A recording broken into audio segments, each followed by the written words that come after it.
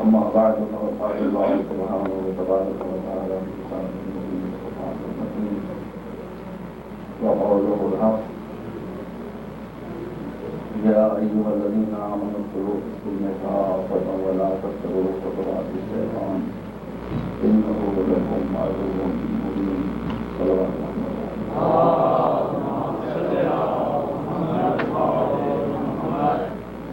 دادان عزیز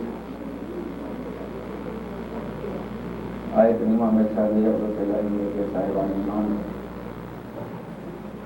تم سب کے سب اپنے پورے وجود کے ساتھ اسلام میں داخل ہو جاؤ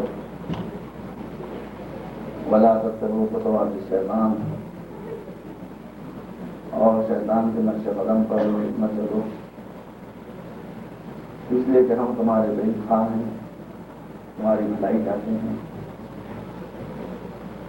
اور شیطان کی تمہاری آبائی دشمنی ہے وہ تم سے بدلہ چاہتا ہے. میں نے کیا تھا آپ کے سامنے کہ ان تقاریر کا موضوع ہوگا کہ 3 بیماریاں ایسی ہیں ان بیماریوں میں سے اگر ایک بھی بیماری کسی انسان میں پائی جاتی ہے تو وہ جنت میں نہیں جا سکتا. جس میں پہلی بیماری ہے شرک جس کے لیے قرآن نے بالکل واضح الفاظ میں بتا دیا ہے کہ ہمارا گناہ معاف کریں گے کیونکہ شرک کو معاف نہیں کریں گے. اس کے بعد ہے کفر جس کے لیے قرآن مجید میں ارشاد ہے کہ والذین یموتون وهم کفار وہ لوگ جو کفر کے عالم میں مر جائیں ان کی نجات کا سوال پیدا نہیں ہوتا. اور سب سے برا حشر ہوگا منافقین کو. لیکن ان کے لیے ارشاد الہی ہے کہ ان المنافقین فی الدرک الاسفل من النار جہنم کا جو پسترین طبقہ ہوگا اس میں منافقین کو رکھا جائے گا. جیسا کہ میں نے آپ کے سامنے عرض کیا تھا کہ اسلام علم کا مذہب ہے ریزننگ اور عقل کا مذہب ہے مگر رسول اسلام کی وفات کے بعد ہی بات بگڑ گئی اور اقتدار اور پاور ان لوگوں کے ہاتھوں میں آ گیا کہ جو اتنے تنگ نظر تھے اور اتنے شارٹ سائٹڈ تھے کہ جب اسلامی لشکر فتح کرتا ہوا کسی ملک میں پہنچا ہم اسے بہتر جانتے ہیں اور وہاں پر ایک عظیم الشان لائبریری تھی جس میں لاکھوں کتابیں تھیں تو اسے جلوا دیا گیا یہ کہہ کر کہ اس میں جو کتابیں ہیں اگر وہ قرآن کے مطابق ہیں تو ان کتابوں کی ضرورت نہیں ہے اور اگر قرآن کے مخالف ہیں تو باطل ہیں اس لیے ان کو جلا دیا جائے. یہ دیکھیے یہاں سے یہ لائن نہیں بگڑ گئی. اس کا مطلب ہے کہ یہ اپروچ ہے کہ جسے اسکالرلی اپروچ نہیں کہا جاتا. اگر واقعی کوئی اسکالر ہوتا اور کوئی علم دوست ہوتا تو وہ اس خزانے سے یوں فائدہ اٹھاتا کہ یہ دیکھتا ہے کہ اس میں جو کتابیں پائی جاتی ہیں اس سے قرآن کی تائید ہوتی ہے کہ تائید نہیں ہوتی. اگر قرآن کی تائید ہوتی ہے تو اسے کلام الہی کی حقانیت کو ثبوت میں پیش کیا جاتا ہے اور اگر اس میں وہ کتابیں تھیں کہ جس میں قرآن کے مخالف باتیں تھیں تو پھر فریضہ تھا کہ ان کو جلایا نہ جائے بلکہ اسکالرلی اس کا جواب دیا جائے اور یہ ثابت کیا جائے کہ جو کچھ قرآن نے بیان کیا تھا وہ صحیح تھا اور جو کچھ ان کتابوں میں لکھا ہوا ہے وہ اکیڈمیکلی اسکالرلی غلط ہے. تو دونوں صورتوں میں قرآن کی تائید ہو سکتی ہے مگر ظاہر ہے کہ جواب دینا مشکل ہوتا ہے جلا دینا آسان ہوتا ہے. اگر جواب دینا ان کے بس میں ہوتا تو جلانے کی زحمت نہ کرتے. ہاں اگر اس لشکر کی کمان علی بن ابی طالب کے ہاتھ میں ہوتی تو وہی اپروچ اختیار کرتے کہ جواب دیا جائے گا جلایا نہیں جائے گا. صلوات محمد.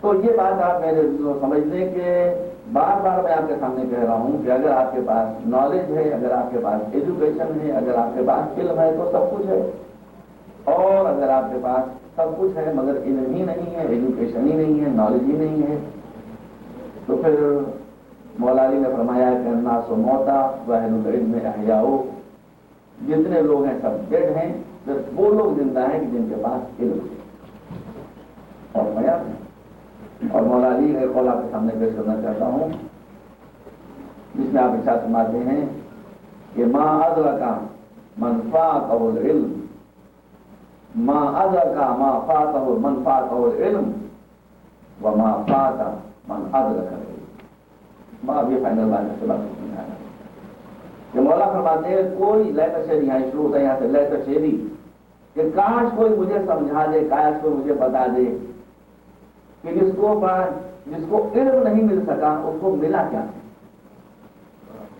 جس کو نالج نہیں ملی اس کو پھر ملا کیا، اور جس کو نالج اور علم مل گیا اس سے رہ کیا گیا۔ اس کا مطلب ہے کہ علم نہیں ہے تو ہمارے پاس کچھ نہیں ہے، چاہے ظاہر میں سب کچھ دکھائی دیتا ہو، اور اگر علم ہے تو پھر ہمارے پاس سب کچھ ہے، چاہے دیکھنے میں ہمارے پاس کچھ نہ دکھائی دیتا ہو۔ اس لیے کہ جہالت اور علم کی ایک خصوصیت ہے، جہاں جہالت ہوتی ہے وہاں آئی ہوئی دولت چلی جاتی ہے، جہاں علم ہوتا ہے وہاں گئی ہوئی دولت واپس آ جاتی ہے۔ صلوات پر محمد اور بس ایک اور ارشاد پیش کروں اور پھر موضوع پر آ جاؤں کہ مولا علی فرماتے ہیں کہ مسئلہ یہ ہے کہ علم کا مسئلہ یہ ہے کہ وہ الفاظ کی جو ہم ریلیجس ورڈس ہیں یا ٹرمنالوجی ہے اس کو ہم استعمال کرتے ہیں، اس کے معنی بھی ہم کو نہیں معلوم۔ آپ اچھے اچھے لوگوں سے پوچھیں کہ زہد کے معنی کیا ہیں، تو کہا کہ زہد کے معنی ہے کہ دنیا کو چھوڑ دو، گھر میں جا کر بیٹھ جاؤ، امریکن عمدہ عمدہ کھانے کھائیں، مومنین کامیں کریں، یہ زہد۔ وہ برانڈ نیو کار کو گھومیں، ہم اس کو بس سوال ہوں گے یہ زہد۔ وہ اچھے اچھے کپڑے پہنے، ہم پھٹے ہوئے کپڑے پہنے، یہ زہد۔ میں کہتا ہوں کہ مولا علی نہ ہوتے تو یہی زہد کی تعریف دنیا اسلام میں پھیل جاتی ہے۔ مگر مولا کیا فرماتے ہیں؟ مولا فرماتے ہیں کہ اگر تم آخرت کو حاصل کرنا چاہتے ہو تو زہد کو اختیار کرو، اگر تم آخرت کو حاصل کرنا چاہتے ہو تو زہد کو اختیار کرو۔ مگر فرماتے ہیں کہ زہد کے معنی کیا ممکن الفاظ بولا تو آپ کو شبہ نہ ہونے پائے۔ فرماتے ہیں کہ زہد یہ نہیں ہے کہ اللہ تملک الشیء، زہد کے معنی یہ نہیں ہے کہ تمہارے پاس کوئی چیز نہ ہو، زہد کے معنی یہ نہیں کہ تم کسی شے کے مالک نہ ہو، بلکہ زہد اللہ تملک الشیء۔ زہد کے معنی یہ نہیں کہ تم کسی شے کو خرید نہ سکو، زہد کے معنی ہے کہ دنیا کے عوض میں اپنے آپ کو بیچنے کے لیے تیار ہو۔ تو اسلام دنیا کی نعمتوں کے حاصل کرنے سے نہیں روکتا، مگر یہ نہیں کہ اپنے کو بیچ کر آپ دنیا کے اصولوں کے اوپر آپ دنیا کو حاصل کریں۔ ورنہ اگر آپ دنیا حاصل کر رہے ہیں، جائز طریقوں سے حاصل کر رہے ہیں، جائز مقاصد میں صرف کر رہے ہیں تو یہ گناہ نہیں ہے، یہ عبادت ہے۔ میں ایک لفظ میں سمیٹ کے بعد آپ کے سامنے ماشاء اللہ سمجھدار افاظ تشریف فرما ہے کہ اسلام میں دو چیزیں ہیں، ایک ہے واجب اور ایک ہے حرام۔ دولت مند ہونا واجب ہے اور دولت پرست ہونا حرام ہے۔ سمجھ رہے ہیں؟ دولت مند ہونا واجب ہے، اس لیے کہ اسلام سب کچھ برداشت کر سکتا ہے، غربت و اسلام پاورٹی اور فقر نہیں برداشت کر سکتا۔ اب اس کے بعد میں سوالات کر لیجیے گا۔ تو دولت مند ہونا واجب ہے مگر دولت پرست ہونا حرام ہے۔ تو مولا فرماتے ہیں کہ اگر آخرت حاصل کرنا چاہتے ہو تو ان معنوں میں زہد کو استعمال کرو، اور اگر دنیا حاصل کرنا چاہتے ہو تو تجارت کرو، بزنس کرو۔ آج آپ شیوں میں دیکھ لیجیے سب سے زیادہ ماشاء اللہ ویل آف کمیونٹی کون سی ہے؟ خودوں کی ہے، کیوں؟ بزنس کمیونٹی ہے، بوروں کی ہے، باوری، اس لیے کہ بزنس کمیونٹی ہے۔ لیکن ہمارے یہاں بزنس کو ایسا سمجھا جاتا ہے ہم سروس کی تلاش میں رہتے ہیں، سروس تلاش میں بولا بھی ہوتی ہے، لیکن سروس کو بزنس میں فرق یہ ہے کہ سروس میں آپ کسی کو سرو کرتے ہیں، بزنس میں دوسرے آپ کو سرو کرتے ہیں۔ تو آپ دوسرے کی خدمت کریں یہ بہتر ہے کہ آپ دوسرے سے خدمت لیں، یہ بہتر ہے۔ آپ دیکھیں اسلام کی جو بڑے بڑے شخصیتیں گزری ہیں، بھائی آپ سب کو بھول جائیں گے، میٹھا میں تمباکو تو نہیں بھولیں گے۔ خواجہ حضرات کا تشریف فرمائیں، ان کی زبان میں گفتگو کرتا ہوں کہ میٹھا میں تمباکو کا اگر خالص خواجہ حضرات کی زبان میں ترجمہ کرے تو کیا ہوگا؟ میٹھا بھائی کھجور والا ہوگا، میٹھا میں تمباکو ترجمہ والا میٹھا بھائی کھجور والا، حبیب النجار کا ترجمہ آپ کیا کیجیے گا؟ حبیب بھائی لکڑا والا، اور کیا؟ تو یہ اتنی عظیم شخصیتیں جو تھیں یہ سب تجارت کے نام ہے۔ تو خیر مختلف کے مولا فرماتے ہیں کہ اگر آخرت حاصل کرنا ہے، سن لیجیے، فرماتے ہیں کہ اگر آخرت حاصل کرنا ہے تو زہد کو اختیار کرو، اور اگر دنیا حاصل کرنا ہے تو تجارت کو اختیار کرو، اور اگر دونوں کو حاصل کرنا چاہتے ہو تو علم حاصل کرو۔ صلوات پر محمد۔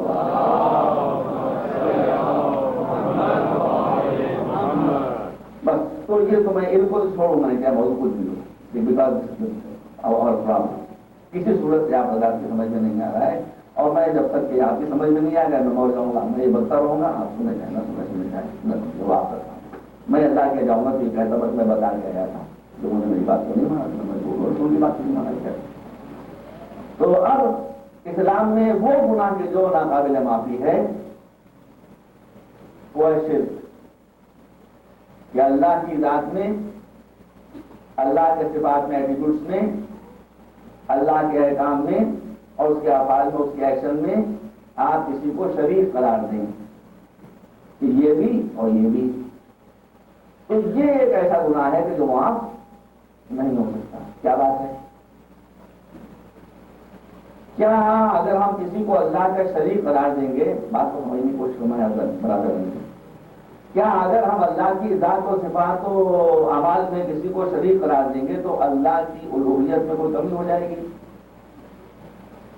جیسے فرض کیجیے کہ امریکہ جہاں بیٹھے بہت بڑا ملک ہے، اور بہت مثال پر میں کہہ رہا ہوں، کوئی ملک حملہ کر کے اور یہاں کے پارٹ کو قبضہ کر لے تو امریکن گورنمنٹ اس کو برداشت نہیں کر سکتی، یا ہندوستان کے حصے پر کوئی قبضہ کر لے یا پاکستان کے حصے پر کوئی قبضہ کر لے تو اگر دم ہے اور طاقت ہے تو اسے برداشت نہیں کیا جائے گا۔ حکومت میں کسی کی مداخلت برداشت نہیں ہوتی۔ کیا یہی مسئلہ ہے؟ مسئلہ یہ نہیں ہے، مسئلے کو آپ سمجھ لیں۔ جس وقت کہ ہم اللہ کی ذات یا صفات کی عبادات یا افعال میں کسی کو شریک قرار دیتے ہیں تو اللہ کا کچھ نہیں بگڑتا، اس کا کچھ نہیں بگڑتا، بگڑتا ہمارا ہے، ہمارا جو ہے۔ کئی باتیں ہیں جہاں پہ میں کر سکوں گا، ظاہر ہے لمیٹڈ ٹائم ہے اور میڈیسن بھی نہیں ہے، کوئی شکوں نہیں سمجھاؤں آپ کو مختلف وقت میں۔ اللہ کا کوئی نقصان نہیں ہوتا، نقصان ہمارا ہوتا ہے۔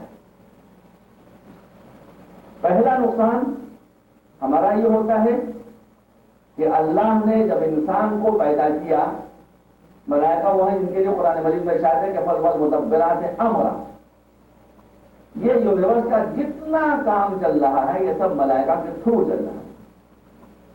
اور ملائکہ کی حیثیت کیا ہے، وہ فورسز ہے، یہ کیا ہے، میں اس کو نہیں پڑھنا چاہتا، لیکن یہ قرآن کی نص صریح ہے جس سے انکار نہیں کیا جا سکتا کہ کائنات کا نظام ملائکہ کے ذریعے سے چلایا جا رہا ہے۔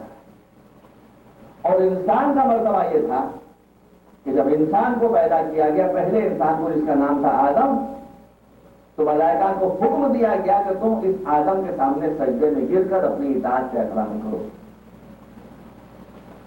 اور کیا؟ تو انسان کو جب اللہ نے بنایا تو اتنا اونچا بنایا کہ ملائکہ کے جو سارے نظام کائنات کو چلا رہے ہیں ان سب کو آدم کے سامنے سجدے میں گرنے کا حکم دیا، اور سب سجدے میں گر گئے۔ سجدے میں گرنا کس بات کی علامت ہوتی ہے؟ ہم وہ بھی کریں گے، ہم اطاعت کریں گے، مگر اطاعت اس وقت کریں گے جب آپ خدا کی اطاعت کریں۔ اور کیا؟ تو اللہ نے آدم کو، پہلے انسان کو پیدا کرنے کے بعد اس کو اس زینت پر پہنچایا اور اس بلندی پر پہنچایا کہ انسان سمجھ لے کہ اللہ کے بعد اس سے زیادہ بلند دنیا میں کوئی شے نہیں۔ تو اب جب انسان اللہ کو چھوڑ کر یا اللہ کے ساتھ کسی اور کو سجدہ کرے گا تو انسان کے برابر تو کوئی ہے نہیں، نہ انسان سے بلند کوئی شے ہے، جتنی چیزیں ہیں وہ انسان سے پست ہیں۔ تو اس کا مطلب ہے کہ اللہ نے جس انسان کو اتنا بلند بنایا تھا وہ اپنے سے پست چیزوں کو سجدہ کرے گا۔ تو یہ انسان کی ذلت ہے کہ اللہ کی ذلت ہے؟ کس کی ذلت ہے مجھے بتائیں۔ میں تو اس ملک میں آ رہا ہوں کہ جہاں سارا کارے خیر انجام پاتا ہے۔ کتنے کروڑ ہمارے ہندو بھائیوں کے خدا ہیں معلوم ہے آپ کو؟ 33 کروڑ 330 ملین خدا ہیں ہمارے ہندو بھائیوں کے۔ جس چیز کو دیکھا خدا، درخت کو دیکھا خدا، پتھر کو دیکھا خدا، چاند کو دیکھا خدا، سورج کو دیکھا خدا، جانور کو دیکھا خدا، سانپ کو دیکھا خدا، شیر کو دیکھا خدا۔ اچھا پھر ہوتا کیا ہے؟ آپ اسلام برسوں میں اندازہ کریں۔ آپ کو خیال ہوگا لاسٹ ایئر ہمارے یہاں ایک میریکل ہوا تھا اور وہ میریکل بھی پورے ورلڈ میں پھیل گیا تھا. اب مسلمان بھائی کو نہیں جائیں, یہاں بھی ہوا ہوگا. ہاں یہاں بھی بات یہ شری گنیش جی کی مورتیوں نے دودھ پینا شروع کر دیا تھا. اچھا اب آپ تو گنیش پڑھ جانتے ہی ہوں, ہم تو جانتے ہیں.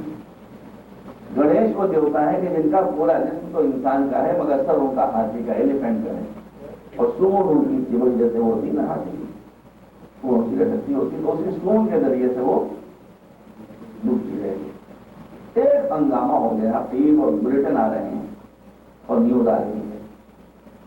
لکھنؤ کراچی کی طرح سے بہت مہنگا شہر نہیں ہے, مجھے کراچی میں دودھ کا بہت معلوم, لیکن ہمارے یہاں دودھ ملتا ہے 8 روپے کے جی, 1 کلو یعنی 100 پاؤنڈ تقریباً دودھ جو ہے وہ 8 روپے کا ہمارے یہاں ملتا ہے.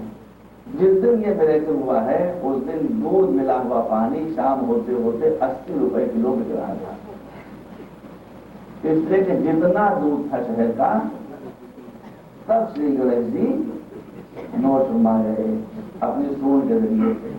میرے بھائیوں یہ بتائیے کہ اگر یہ معجزہ خیریت دن کے ایک ہی دن میں ختم ہو گیا, اگر یہ معجزہ 3-4 دن چلتا رہتا تو ہمارے بچے تو بھوک کے مر جاتے. اور کیا بہت ہی ہے. میں ممبر پر بیٹھا ہوں اور ممبر کی قسم کھا کر آپ کے سامنے کہتا ہوں کہ قرآن کی ایک آیت جیسے میں نے قرض کیا تھا میری سمجھ میں نہیں آتی, کہ اس کا مطلب کیا ہے. آپ بھی بہت پائی ارشاد ہے آیت آپ نے برابر بات سمجھا ہوگی کہ وما خلق الجن والانس الا لیعبدون, ہم نے انسان اور جنوں کو اس لیے پیدا کیا ہے کہ یہ ہماری عبادت کریں, ہماری پرستش کریں. ابتدا آپ سنتے ہیں, آگے سے 2 آیتیں اور ہے وہ بھی سن لیجیے. اس سے ملی گیا ہے, اسی کا حصہ ہے, بات نہیں ختم ہوگی. ارشاد ہوتا ہے کہ ما خلقت الجن والانس الا لیعبدون ما اريد منهم من رزق وما اريد ان يطعمون ان الله هو الرزاق ذو القوة المتين. اسلام میں اللہ کا تصور اتنا ریفائن ہے اور اتنا بلند ہے کہ مولا علی فرماتے ہیں کہ الحمدللہ الذی لا يعلم ما هو ولا كيف هو ولا اين هو ولا حيث هو الا هو. اللہ کے بارے میں کوئی کچھ جانتا ہی نہیں ہے, نہ جانتا ہے نہ جان سکتا ہے. وہ کیا ہے, کہاں ہے, کیسا ہے, کب ہے, ان سارے سوالات کے جوابات صرف وہی جانتا ہے. انسانی برین میں یہ صلاحیت ہی نہیں ہے کہ وہ جنوں کو کنسیو کر سکے. وقت نہیں بنا اور آپ کے سامنے کرتا. تو جہاں اتنا بلند اور ریفائن تصور و الوہیت کا, اور وہاں یہ بات کہی جا رہی ہے کہ ہم تو تم سے صرف یہ کہتے ہیں کہ ہماری عبادت کرو, ہم تم سے وہ کھانا پینا تھوڑی مانگ رہے ہیں. کھلانے والے تو ہم ہیں, رزاق تو ہم ہیں, رزق دینے والے ہم ہیں, ہم تم سے کھانا پینا تھوڑی نہیں. سمجھ میں سکتی یہ یا تو الوہیت کا اتنا بلند تصور یا پھر اتنی پستی کہ ہم تم سے کھانا پینا نہیں مانگ رہے ہیں. ارے بھیا وہ تو جس دن یہ گنیش کا میریکل ہوا, یہ معجزہ ہوا, اس دن میری سمجھ میں یہ بات آئی کہ 1500 برس پہلے یہ بات کیوں کہی گئی تھی کہ ہم تم سے کھانا پینا نہیں چاہتے. اس کا مطلب قرآن مجید بتا رہا تھا کہ معبود حق اور معبود باطل کی پہچان یہ ہے کہ معبود باطل تمہارے بچوں کا دودھ پی جاتا ہے, معبود حق ماں کی گود میں آنے سے پہلے اس بچے کے لیے ماں کی چھاتی میں دودھ کا پروویژن کر دیتا ہے. اور کیا تو اس دن میری یہ بات سمجھ میں آئی کہ یہ بات کیوں کہی گئی کہ ہم تم سے کھانا پینا نہیں چاہتے, ہم کھلانے والے ہیں, تاکہ دنیا سمجھ لے کہ جو بدھ ہوتے ہیں اور معبود باطل ہوتے ہیں وہ دودھ پی جاتے ہیں ہمارے بچے. اچھا تو کیا باقی وہ دودھ پی گئے تھے؟ میں سائنس کو بڑا آپ کے سامنے پیش کرتا رہتا ہوں. اچھا میں غلط کہتا ہوں تو آپ کو دیجیے, میں نے کہا میں برا مانتا نہیں کروں. آپ امریکہ میں رہتے ہیں, میں پوری دنیا میں گھوم رہا ہوں, آپ کے علم کو کام مجھے ہوتا ہے. علماء کا میں بڑا احترام کرتا ہوں, کبھی غلط طریقے کا شکار نہ ہوئیے گا. میں ملاؤں کا دشمن ہوں, علماء کا دشمن نہیں ہوں. اس لیے کہ ملا کے دشمن علامہ اقبال بھی تھے, وہ بھی جانتے تھے کار ملا کی سبیل اللہ فساد. تو میں ملا کا دشمن ہوں, علماء کا دشمن کوئی نہیں. لیکن میں آپ سے پوچھنا چاہتا ہوں کہ جس وقت یہ میریکل ہو رہا تھا اور پوری دنیا میں گنیش جی دودھ, ساری دنیا کے دہلی میں ڈیری کا دودھ ختم کرا ہو گیا. اور کیا کسی سنی, کسی وہابی, کسی دیوبندی، کسی بریلوی، کسی شیعہ عالم نے اس کا جواب دیا؟ آپ بتا سکتے ہیں؟ عربی میں، فارسی میں، اردو میں، انگریزی میں؟ میں عزت کرتا ہوں، علم کا قائل ہوں، لیکن بتا رہا ہوں آپ کو کہ اگر ہمارا سائنٹیفک ٹیمپرامنٹ نہیں ہوگا تو مذہب کو نقصان پہنچے گا۔ یہ چیز ایسی تھی کہ جس کو آپ پرانے جو علوم ان سے کنٹیکٹ کریں گے، آپ کیسے کر سکتے؟ نہیں کر سکتے، وہ بیچارے مجبور تھے، ان کو خطا نہیں۔ جناب والا یہ میریکل بنا رہ جاتا اور آج ہم سب پیٹ کھڑے ہوتے، ہمارا کوئی جواب نہ ہوتا، مگر اس کو کنٹراڈکٹ کس نے کیا؟ اس کو کنٹراڈکٹ کیا خود ہندو سائنٹسٹ نے، اور ان کے آرٹیکل چھپے کے جیسے ہوپس، یہ سب ڈرامہ ہے، یہ سب تماشا ہے، یہ گنیش جی کا میریکل نہیں ہے، یہ سرفیس ٹینشن کا میریکل ہے۔ اور پھر اس کے بعد میں تجربہ کرایا، بات یہ ہے کہ گنیش جی کی مورتیاں ہمیشہ ماربل کی ہوتی ہیں، ماربل بھی سفید رنگ کا، دودھ بھی سفید رنگ کا۔ وہاں پہ جب ان کی چون سے جنچوں کو ملایا ہو جاتا، اس کو ٹیل کیا تو وہ بہتا ہوا اس کے اوپر چلا گیا، وہ دکھائی نہیں، سفید تو سفید کیا دکھائی دیا؟ تو بعد میں اس کو پروف کیا کہ دودھ میں انہوں نے تھوڑا کلر ملا لیا، جب کلر ملایا تو معلومات وہ ان کے پیٹ میں نہیں جا رہا ہے، وہ اس سے غسل فرما رہے ہیں، اس سے وہ نہا رہے ہیں، اور کیا؟ تو اس کا مطلب یہ کہ آپ سمجھیں میری بات کو کہ سائنس مذہب کی دشمن نہیں ہے، سائنس خرافات کی دشمن ہے۔ اس لیے کہ اسلام کیا ہے؟ اسلام اس کے علاوہ اور کچھ نہیں۔ مجھ سے آپ پوچھیں کہ اسلام کی مختصر ترین ڈیفینیشن کیا میں کہوں گا اسلام کی؟ ریئلسٹ۔ اور مسلم کو مانیں گے ریئلسٹ، اس لیے کہ قرآن مجید میں جائے، آپ ہم نے کسی میں سمجھ کیا کہ قرآن مجید نے کبھی اسلام کو سچا دین نہیں کہا ہے، بلکہ دین و حق کا ہے۔ دین و حق کے معنی ہے کہ وہ دین کے جو ہمیشہ حق اور ٹروت کے پیچھے چلتا ہے۔ اگر تمہیں اسلام کی تلاش ہو تو اسلام کی جو سوچ نہ کرو، ٹروت کو دیکھو، جہاں حق ہوگا وہیں پر اسلام ہوگا۔ صلوات بر محمد وعلیہ۔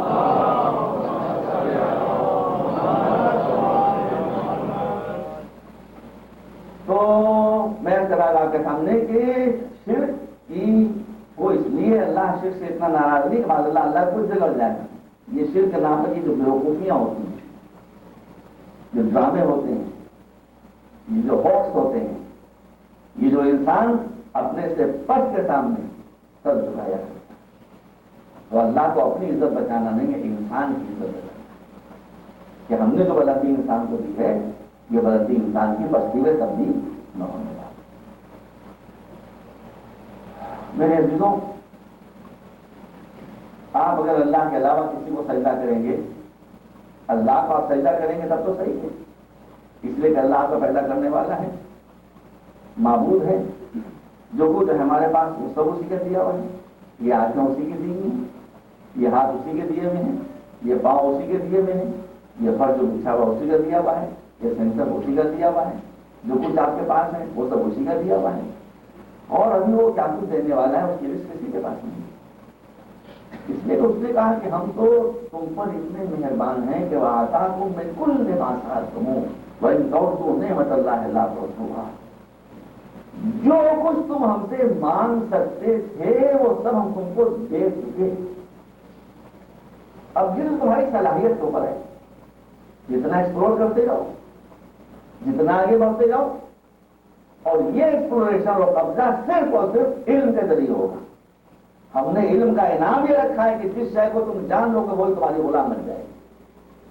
تو ٹھیک ہے، ہم جب اللہ کو سجدہ کرتے ہیں تو بے شک وہ اس لائق ہے کہ اسے سجدہ کیا جائے۔ اور پھر میرے اللہ غور فرمائیے کہ آپ اللہ کو سجدہ کرتے ہیں تو اللہ کو یہ کھمبا تو ہے نہیں، نہ اللہ یہ دیوار ہے، نہ اللہ یہ دروازہ ہے۔ بھائی ہم جب اللہ کو سجدہ کرتے ہیں تو اللہ کے صفات کو سجدہ کرتے ہیں، اللہ کے کی ضرورت کر رہا ہوں کہ ہم اللہ کے جو ایٹریبیوٹس ہیں اس کو سجدہ کرتے ہیں۔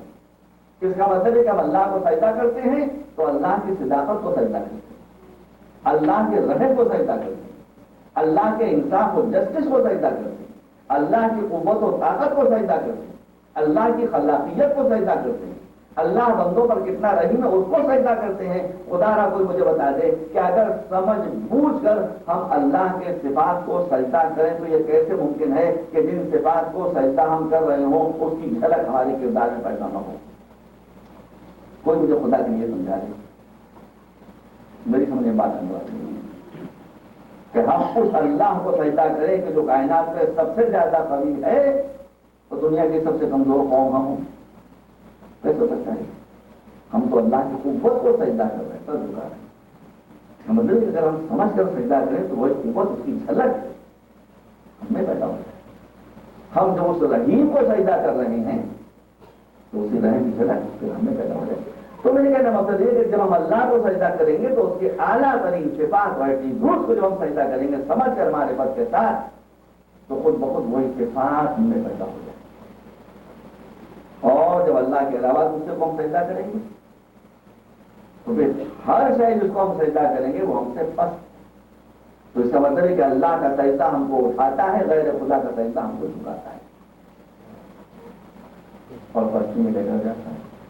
اچھا، آپ اللہ کو چھوڑ کر آپ سجدہ کریں گے، پرستش کریں گے۔ پرستش کے معنی کیا ہوتے ہیں؟ پرستش کے معنی ہے کہ آپ کسی شے سے اتنی محبت کریں، اتنی محبت کریں، اتنی محبت کریں کہ آخر میں آپ کی ساری ایکٹیویٹیز کا فوکس وہی دار بن جائے کہ جو بھی کریں آپ اس کے لیے کریں۔ اصل پرستش کے معنی ہے سجدہ اس کا سمبل ہے۔ تو اب آپ دیکھیے اللہ کو چھوڑ کر پھر آپ کس کی پرستش کریں گے؟ دولت کی پرستش کریں گے، ویلتھ کی، جو آج سوسائٹی میں ہو رہی ہے، تو اس کا نتیجہ کیا ہے؟ اس کا نتیجہ یہ ہے کہ دنیا میں فساد پھیل رہا ہے۔ وہ ہندوستانی گنیش جی تھے پھر جو اپنے اسکول سے ہمارے بچوں کو دودھ دی گئے، یہ امریکہ کے گنیش جی ہیں، یہ جو بیٹھے یہاں ہیں، سوئن ان کی سعودی عرب میں لگی ہوئی ہے، وہ دودھ پی رہے تھے، یہ تیل پی رہے ہیں۔ ہو گیا، تو نتیجہ کا کیا ہو رہا ہے؟ نتیجہ کا یہ ہو رہا ہے کہ اب دنیا کون سا ملک ہے جس کو امریکہ لون نہیں دے رہا ہے؟ دنیا کون سا ملک ہے جس کو امریکہ ایڈ نہیں دے رہا ہے؟ مگر مجھے خدا کے لیے آپ بتا دیں کہ ہر وہ ملک جو امریکہ سے ایڈ دے رہا ہے وہاں کے عوام امریکہ سے خوش ہیں؟ آپ کسی کو ایک پیسہ دے دیں تو وہ مطمئن ہوتا ہے، آپ کا زندگی بڑے احسان مند رہتا ہے، لیکن امریکہ ساری دنیا کی مدد کر رہا ہے مگر ہر جگہ ذلیل بھی سمجھا جا رہا ہے۔ کیوں؟ اس لیے کہ جانتے ہیں کہ یہ پیسہ اس لیے دیا جا رہا ہے کہ 2 پیسے دیے جا رہے ہیں، 10 پیسے وصول کیے ہیں۔ یہ ہم کو غلام بنانے کی ساری ترکیبیں ہیں۔ عوام اب اس باتوں کو سمجھ رہے ہیں۔ وہ سعودی عرب کے جہاں پہ ان کی فوجیں بیٹھی ہوئی ہیں وہاں کے بادشاہ، وہ تو خدا ہم کو ناپید کرے، وہ تو دوسری چیزوں کو جانے دیے، لیکن دیکھیے وہاں پر بھی عوام دھیرے دھیرے باتوں کو سمجھے نہیں سمجھے، وہاں پر بھی پریشانیاں ہو رہی ہیں کہ نہیں ہو رہی ہیں؟ یہ سارے دنیا میں پرابلم ہوں، اس لیے کہ دولت پرست انسان کو کبھی دنیا میں، دولت پرست انسان ہو یا دولت پرست قوم ہو، اس کو دنیا میں کبھی عزت نہیں۔ کیا بہت میرے پاس بہت مختصر ہے اور میں کرنٹ پرابلم پھینکنا نہیں چاہتا۔ اب ہندوستان اور پاکستان کے ماحول میں بات میں نہیں کر سکتا تھا، لیکن یہاں سے بہت فیس میں ٹھیک ہے کرنا چاہتا ہوں کہ دولت سے آگے بڑھ کے پھر آپ آ جائیے جنس پرستی پر، سیکس کی ورشپ کریں جو ویسٹ میں ہو رہا ہے، تو کیا ہو رہا ہے؟ اس سے فائدہ پہنچ رہا ہے یا اس سے نقصان پہنچ رہا ہے؟ میں تو جو بچے بھی واقعات جانتا ہوں کافی سمجھ سے چل رہتا ہوں، مجھے دنیا میں کوئی بتا دے بھائی میں زیادہ تو حسن پرست والا واقع نہیں ہوا، یہ ہمارا تو پڑتا ہی نہیں۔ کہا یہ جاتا ہے کہ دنیا میں سب سے زیادہ most beautiful lady of the world princess Diana, سب سے زیادہ خوبصورت عورت دنیا کی پرنسس ڈیانا ہے، اور ان کی شادی ہوئی دنیا کے سب سے زیادہ معزز و محترم کراؤن پرنس چارلس کے ساتھ۔ یعنی آپ یہ سمجھیے کہ دولت و عزت کی اور حکومت کی شادی ہو رہی ہے حسن کے ساتھ، اور کیا نہیں۔ مگر یہاں صورتحال یہ ہے، اب میں کیا کہوں آپ کے سامنے، کہ بہت سے لوگوں کا مزاج یہ ہوتا ہے کہ بہترین بریانی ان کے سامنے رکھی ہوئی ہو، بہترین بریانی پکی ہوئی ان کے سامنے رکھی ہوئی ہو، مگر اس بریانی کے استعمال اور نوش کرنے کے بعد منہ کا مزہ بدلنے کے لیے اس کو چٹنی بھی چاہیے ہوتی ہے۔ اور کیا اب میں اشاروں میں کہہ رہا ہوں، سمجھ نہیں پا، انہیں چٹنی بھی چاہیے ہوتی ہے۔ وہاں بھی صورتحال یہ تھی کہ بہترین بریانی ان کے سامنے رکھی ہوئی تھی مگر اندر اندر چٹنی پر بھی انگلیاں چل رہی تھی، یہ بھی چٹنی نوش فرما رہے تھے، وہ بھی چٹنی نوش فرما رہی تھی، چٹنی میں تھی مرچیں زیادہ، نتیجہ کیا ہوا؟ نتیجہ آج آپ کے سامنے ہے۔ تو اس کا مطلب یہ کہ خدا کے علاوہ کسی بھی شے کی جب ہم پرستش کریں گے تو وہ انسان کو جوڑے گی نہیں، انسان کو توڑے گی،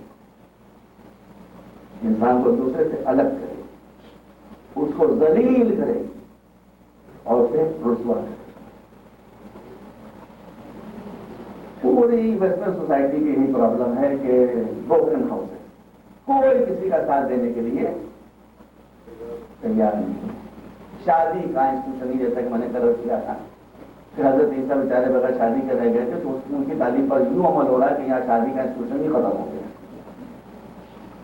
اس لیے کہ شادی ذمہ داری لے کر آتی ہے۔ یہاں لوگ عیاشی کے لیے تیار ہیں، ذمہ داریاں پوری کرنے کے لیے میرے اپنوں تیار نہیں ہیں۔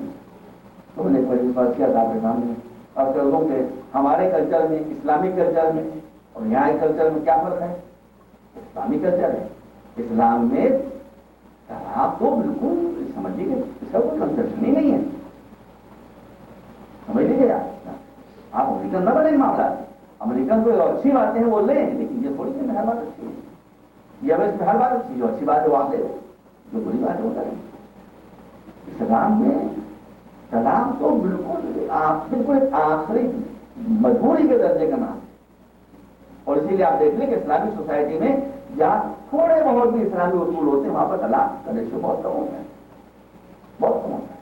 اور میں آپ سے تاکید کرتا ہوں اور آپ سے گزارش کرتا ہوں کہ اگر آپ آئندہ نسلوں کو یہاں سنبھالنا چاہتے ہیں تو آپ کو محنت کرنا پڑے گی، اور وہ محنت صرف اور صرف اور صرف یہ ہے کہ آپ اپنی گھر والیوں کو اور اپنی وائف کو اور اپنی بیویوں کو مطمئن رکھیں تاکہ وہ بچوں کی صحیح تربیت کر سکیں۔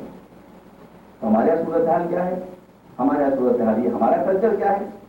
میں نے مثال دی، اور تمام اجزاء یہاں ہندوستان پاکستان کے یا افریقہ وغیرہ کے وہاں بھی یہ کلچر ہے کہ ہمارے یہاں بہترین کراکری کا سامان ہوتا ہے، آدمی کی جو حیثیت ہوتی ہے اس کی حیثیت، اور جب کوئی مہمان آتا ہے تو کراکری میں وہ کھانا لگایا جاتا ہے، چائے لگائی جاتی ہے، فروٹ لگائے جاتے ہیں، ساری چیزیں لگائی جاتی ہیں، اور اس کے بعد جب مہمان چلا جاتا ہے اسے دھو کے مان کے صاف کر کے بنا کے رکھ دیا جاتا ہے، انتظار کہتا ہے پھر کوئی دوسرا مہمان آئے گا تو وہی کرتے، وہی چیزیں لگائی جاتی ہیں۔ یہاں صورتحال کیا ہے؟ یہاں کی سوسائٹی ہے ڈسپوزیبل سوسائٹی، کھانا کھایا پیپر پلیٹ 10 منٹ، پانی پیا گلاس 10 منٹ، چائے پی کپ 10 منٹ۔ تو اس کا مطلب ہے کہ یہاں کی ہر چیز ڈسپوزیبل ہے، یہاں بیویاں اور میاں بھی ڈسپوزیبل ہے،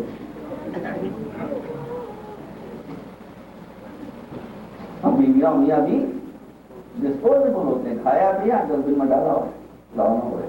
اسلام یہ نہیں ہے، اسلام یہ نہیں ہے، سمجھ لیجیے حضور نے فرمایا کہ اللہ الرواقین والسواقات، فرماتے ہیں کہ اللہ کی لعنت ہو ایسے لوگوں کے اوپر، اللہ کی لعنت ہوتی ہے ایسے لوگوں کے اوپر کہ جو اس کلچر کو اڈاپٹ کریں، کہ جو ایک چٹنی ادھر سے چک رہے ہیں اور ایک اچار ادھر سے چک رہے ہیں اور ایک بریانی ادھر سے چک رہے ہیں اور ایک چٹنی ادھر سے کھا رہے ہیں اور ایک گلاب جامن ادھر سے کھا رہے ہیں۔ رسول نے فرمایا کہ ایسا اللہ ایسے لوگوں کے اوپر لعنت۔ تو عزیزوں میرے کہنے کا مقصد یہ ہے کہ آپ جب اللہ کے علاوہ کسی بھی شے کی پرستش کریں گے تو اللہ کی عزت میں کوئی فرق نہیں آئے گا، آپ پرابلم سے جائیں، آپ ذلیل ہوں، آپ رسوا ہوں، آپ پریشانی میں پڑ جائیں۔ بھائی جب ڈائیورس ہوتی ہے یا میاں بیوی کا جھگڑا ہوتا ہے، میں آپ بتا دوں اسلام میں بیویوں کے رائٹس بہت ہیں، مگر ہماری بیویوں کی خطا یہ ہے کہ یہ دین نہیں پڑھتی، جتنے مولوی ہوتے ہیں وہ سب مرد ہی ہوتے ہیں، تو وہ سارے مردوں کے رائٹس کو بیان کرتے ہیں، عورتوں کے رائٹس نہیں بیان کرتے، ورنہ اسلام نے عورتوں کو جو رائٹس دیے ہیں اس سے کم نہ سمجھیں۔ اس میں سے ایک رائٹ میں آج آپ کے سامنے پیش کر رہا ہوں، دیکھیے کیسا سائیکولوجیکل رائٹ ہے کہ اسلام یہ کہتا ہے کہ جب تک سن لیجیے، جب تک تمہاری بیوی کے یہاں اولاد پیدا نہیں ہوئی ہے، بیوی کا فریضہ ہے کہ وہ میاں کی عزت کرے، لیکن جب اولاد پیدا ہو جائے تو پھر اولاد کا حق یہ ہے، سمجھیے بات کو، کہ اولاد کا حق یہ ہے کہ اس کی ماں کی عزت کی جائے۔ کیوں؟ اس لیے کہ اولاد کو ہونے کے بعد بھی اگر آپ نے اس اولاد کی ماں کی عزت نہیں کی جو آپ کی بیوی ہے تو بچہ بھی جسور ہو جائے گا، اور بچہ بھی اپنی ماں کی رسپیکٹ نہیں کرے گا، جبکہ اسلام میں 3 حصے ماں کے ہیں اور 1 حصہ باپ کا ہے۔ اور میں اسلام کہتا ہے کہ جب تک بچہ نہیں ہوا تب ٹھیک ہے، لیکن جب بچہ پیدا ہو جائے تو باپ کا فریضہ ہے، بیٹے کا حق ہے تو اس کی ماں کا احترام کیا جائے اور ماں کی، اور یہی مسئلہ ہے۔ اگر آپ نے اپنی بیگمات کی عزت نہیں کی، ان سے محبت نہیں کی، ان کے ساتھ فیئرفل نہیں رہے، ان کو مطمئن نہیں کیا تو وہ بچوں کی صحیح تربیت نہیں کر سکتے۔ آپ بچوں کو الزام دیتے ہیں بچے میں اسکول میں جائیں گے بگڑ جائیں گے، اسکول تھوڑی بگاڑتے ہیں بچوں کو، ماں باپ بگاڑتے ہیں بچوں کو۔ رسول اللہ فرمایا کہ واہ واہ ہو جو بیدانی سدانی مجلسانے، یہ ماں باپ ہوتے ہیں جو بچوں کو گمراہ کر دیا کرتے ہیں۔ ورنہ اس امریکہ میرے سامنے ایسے بچے بھی ہیں جنہوں نے ایک طرف بہتر سے بہتر ماڈرن ایجوکیشن حاصل کی اور دوسری طرف سے مذہبی انسان کی، ان کو اپنے اسلام پر فخر، مسلمان ہونے پر فخر۔ تو عزیزوں میرا کرنے مقصد تھا کہ شرک وہ گناہ ہے کہ جس کو اللہ معاف نہیں کرتا ہے۔ ارشاد ہوتا ہے کہ اللہ لا یغفر ان یشرک بہ ویغفر ما دون ذلک لمن یشاء، اللہ شرک کو معاف نہیں کرتا، شرک کے علاوہ جو اور چیزیں ہیں اسے معاف کیا جا سکتا ہے۔ اکثر لوگوں کو یہ غلط فہمی تھی کہ اس میں اللہ کی کوئی حساسیت ہے اور اس کی الوہیت میں کوئی فرق آتا ہے، تو اللہ کی الوہیت میں کوئی فرق نہیں آتا۔ دین انسان کے لیے رحمت ہے اور اس کا ہر جز بھی انسان کے لیے رحمت ہے۔ تو شرک کی وجہ سے انسان ذلیل ہوتا ہے، شرک کی وجہ سے انسان رسوا ہوتا ہے۔ اب یہ مسلمانوں کے دماغ کی خرابی ہے کہ انہوں نے کہا کہ اگر آپ نے یاری کہہ دیا تو آپ مشرک ہو گئے، اور اگر آپ نے یا رسول اللہ کہہ دیا تو آپ مشرک ہو گئے۔ جب غالب نے یہ شعر کہا اپنی غزل میں کہ غالب ندی میں دوست سے آتی ہے وہ دوست، مشغول حق و بندگی بزرگ میں، تو ایک بھائی مفتی بھی نہیں کیا دونوں طرح کی، ایک تو مفتی سرودری سنگھ بھائی آپ جانتے ہوں گے جو غالب کے وقت کے لوگ تھے، حالانکہ دونوں میں زمین آسمان کا بڑا، غالب کہاں مفتی صاحب کہاں، مگر وہ بھائی ہے قدرداں انسان تھے۔ ان کا بھی واقعہ ملتا ہے کہ رمضان کا مہینہ جب وہ غالب کے مکان میں گئے دیکھا غالب کی کوٹھی کے اندر بیٹھے ہوئے، اس کی چل رہی ہے تو انہوں نے کہا ارے مرزا صاحب بھی کیا مطلب ہے، رمضان مبارک دن کا وقت اور آپ اس میں ڈرنک کر رہے ہیں، شراب پی رہے ہیں۔ حالانکہ اس حدیث میں معلوم ہوا ہے کہ اللہ رمضان میں تو شیطان سے کو کوٹھی میں بند کر دیتا ہے، تو غالب جواب دیں جس کوٹھی میں بند کیا جاتا ہے وہ یہی کوٹھی ہے جہاں پر وہ جڑے نہیں بچا رہے، ہنستے مال چلے گئے۔ تو ایک یہ اصلی مفتی تھے اور ایک مفت مفتی تھی جو بھوپال کے تھے، کہ جب یہ شعر ان تک پہنچا کہ مشغول حق و بندگی ابو تراب ہے، تو انہوں نے وہاں سے لکھا کہ غالب تو شراب خار تو پہلے ہی تھا، جواری پہلے ہی تھا، جہنمی تو پہلے ہی تھا، نماز پڑھتا ہی تھا جہنمی، روزہ رکھتا ہی تھا جہنمی، لیکن پھر بھی تیرے بخشے جانے کا ایک چانس تھا کہ اللہ کسی کو گناہ کو معاف کر سکتا ہے۔ لیکن اب یہ مصرع کہنے کے بعد تو مشرک ہو گیا، جیسا اب تو بچنے کا کوئی چانس ہی نہیں۔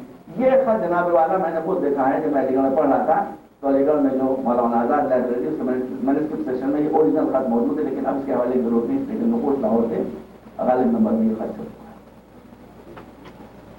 تو اب اس کا جب یہ خط غالب کے پاس پہنچا تو انہوں نے ان مفتی صاحب کو جواب دیا، نہ قبلہ و کعبہ، نہ حضرت السلام، نہ سرکار، نہ جواب دیتے ہیں ابے مفتی سن۔ شروع ہوتا ہے کہ ابے مفتی سن، اور اس کے بعد جو سنایا ہے میں آپ کو نہیں سنا سکتا، وہ تو میں سنا ہی نہیں سکتا، تھوڑا پڑھیے گا اس کو مزہ آ جائے گا آپ کو، میں پڑھی سنا سکتا مگر پڑھیے گا، لیکن آگے بڑھتے بڑھتے جو میں آپ کو بتا سکتا ہوں وہ یہ ہے۔ اور جو تعریف باقی غالب نے کی ہے وہ اتنی عظیم تعریف ہے کہ میں نے بڑے بڑے عالموں سے تعریف نہیں کی، تعریف کی۔ اس نے کہا کہ تو مجھے مشرک کہتا ہے مگر تجھے شرک کے معنی ہی نہیں معلوم۔ کہا کہ مفتی سن، جو شخص اللہ کی ذات و صفات و عبادات میں کسی کو شریک قرار دے وہ مشرک، اور جو شخص رسالت و خاتمیت محمدی میں کسی کو شریک قرار دے وہ مشرک، اور جو شخص ولایت و امامت منتظمی میں کسی کو شریک قرار دے وہ مشرک۔ ایک مرتبہ صلوات دے جائیں۔